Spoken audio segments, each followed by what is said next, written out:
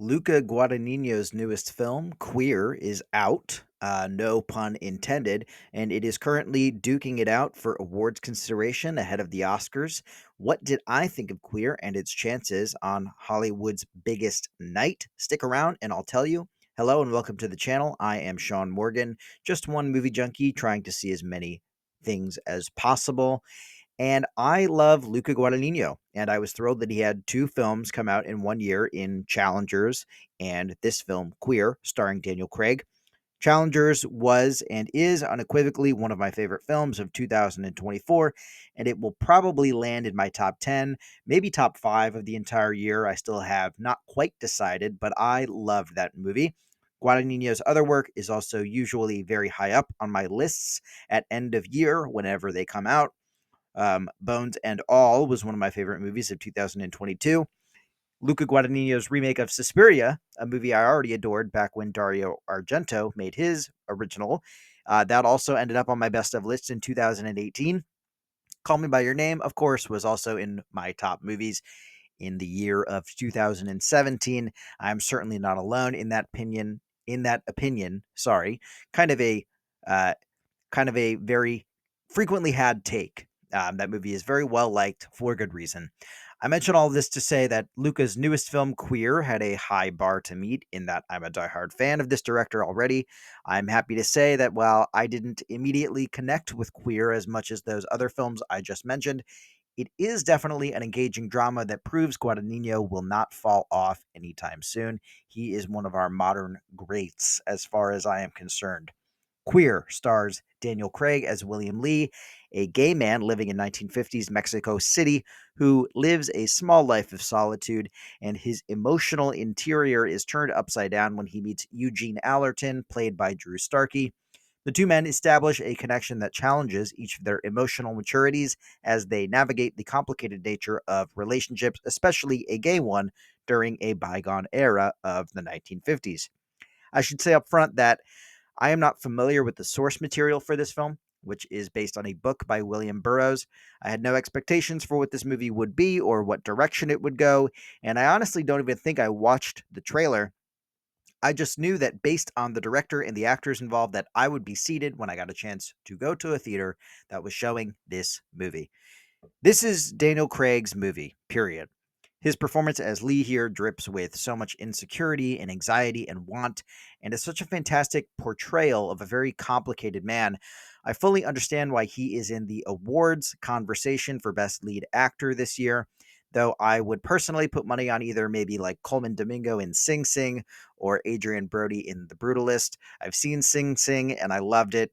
I've still yet to see The Brutalist, but its chances seem pretty dang good every single time I hear about it from a critic or a friend. Queer, however, has sort of been marketed as a two-hander between Daniel Craig and Drew Starkey as Allerton, though I think that it's a slightly misleading notion to go into this film holding. Starkey is good in this film, just to be clear. Um, he is a performer I was not really familiar with until recently. He's popped up in movies that I've liked, such as Love Simon, American Animals, or The Hate You Give, but I believe he is best known for the Netflix series Outer Banks, and I have never seen a second of that show. My girlfriend tries to keep me up on the drama occurring with that cast, but I just simply cannot keep track because I know so few of those names. If I was forced to put money on Starkey's chances for supporting actor this year, I would not place very much money onto him. That isn't to say that he isn't compelling in the movie, but by design, his character is a little mysterious and hard to read as we really see the movie play out through Daniel Craig's point of view. The central conflict of the film, as silly as it might sound on paper, you might say, can you really make a whole movie out of just this? And the answer is yes. The central conflict is that Craig's character really doesn't know if Starkey's character truly likes him or accepts him or wants him for what Craig considers to be the right reasons. He's craving, a legitimate connection with another gay man. And it goes back to what I was saying earlier about the psychology of Craig's character being the focus of the piece. Starkey is intentionally not super boisterous with his performance in contrast. The film Looks fantastic, by the way. Guadagnino's movies always feel so warm, like you can feel the heat coming off of the surroundings. Or, in a different kind of film, like Suspiria, for example, you can feel the crispness of the air depending on the season, right? I saw this film, Queer, in New England in the winter, and I still felt like the Mexico City air was swirling around me and like I was sweating by the end of the runtime. And that's a pretty fantastic achievement to convey that vibe so successfully. And it's something that I've noticed with Luca Guadagnino's movies going as far back as Call Me By Your Name. It is, as far as I'm considered, a trademark of his at this point. Um, I also quite enjoyed how this movie treated its dream sequences. Dream sequences in film can feel very annoying and cliche to me much of the time.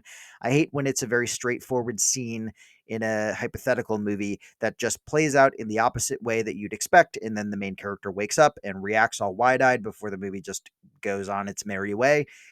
Those dream sequences kind of feel like a waste of time to me. That is not what we get out of Queer. The dream sequences here are much closer to what actual dreams feel like. And I love when filmmakers capture that. It's a big reason why I am such a fan of David Lynch and something like Twin Peaks specifically, right? There are scenes in Queer that are filled with abstract images, really odd blocking and staging, strange auditory quirks, locations that we've been familiarized with, but something is just slightly off to make you kind of on the back foot as a viewer. And it all serves to put you into the same anxious and lonely headspace as the main character. I thought it was a very stylish, sequence, very stylish series of sequences, and that it really served the film in a very beneficial way. I thought it was very good, just very good, Where, though, would Queer rank for me on my personal ratings scale? My rating scale, just to remind everybody, is A list, amazing, average, abysmal, or needs to be aborted. I reserve the right to change those at any time. They're a little goofy. I realize that, but I just wanted to have a little fun with it. And Queer is a tough movie to rank, if I'm being totally honest with you. I think that because so many of Luca Guadagnino's films are like 4 or 5 stars for me, I'd have to give Queer a technical rating of average, on that personal scale that I mentioned, but with a big asterisk saying that, if we were doing a numerical rating, this would really be more like a 3.5 out of 5. I feel like calling the movie average, um, in plain English would be kind of rude and not really accurate. But on my, bespoke scale, it would be average because it doesn't quite rise to the level of something for me personally, like a Challengers or like the Suspiria remake or Call Me by Your Name. Um, that's really just how it kind of crumbles in this specific circumstances.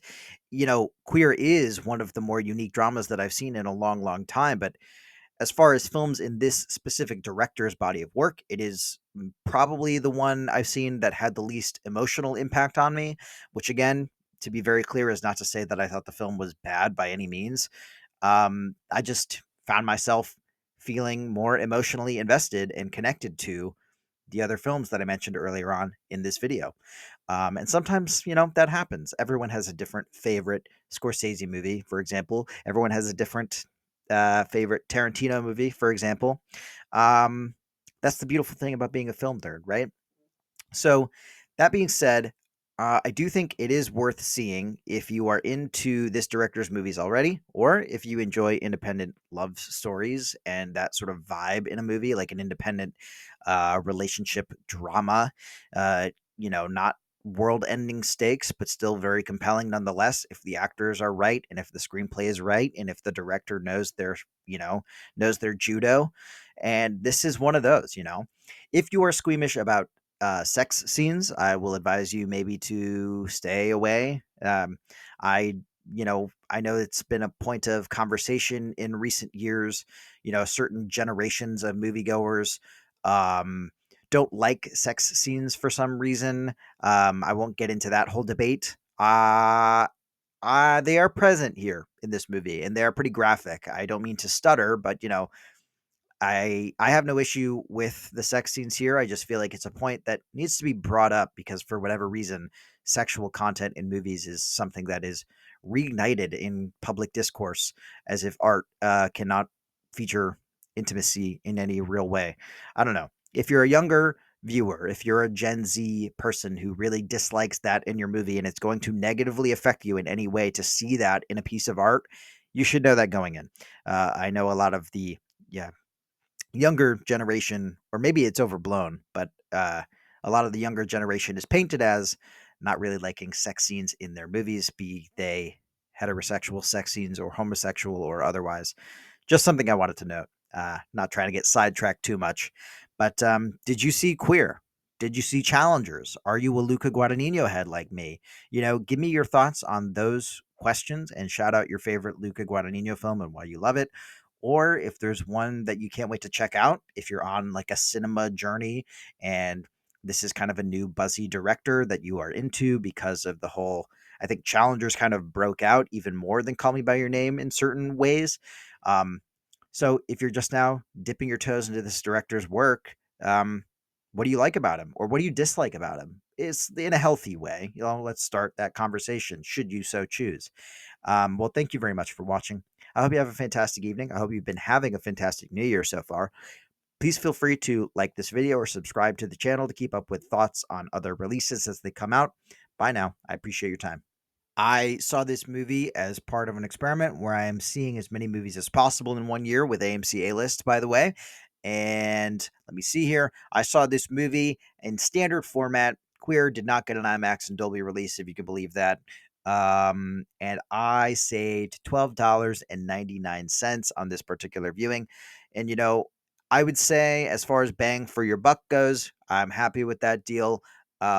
This is not a movie that I think necessarily absolutely must be seen on the biggest possible screen. It's not something that is a blockbuster or an epic or something, even something like Nosferatu, for example, which has very striking, sweeping visuals and very specific, loud bursts of audio, for example. That is something where I'm like, biggest screen possible if you can find it. Queer, while I still liked it very much, doesn't have that specific kind of vibe. If you ended up needing to watch it, if you wanted to watch it on your screen at home, I think as long as, practiced good etiquette with yourself, put your phone down, paid attention, however you like to watch movies at home in a manner that you find most suitable, I think that's perfectly fine. So just wanted to throw that out there as well. Thank you very much. Adding a little uh, appendix here because I forgot to say that in the original video. Thanks.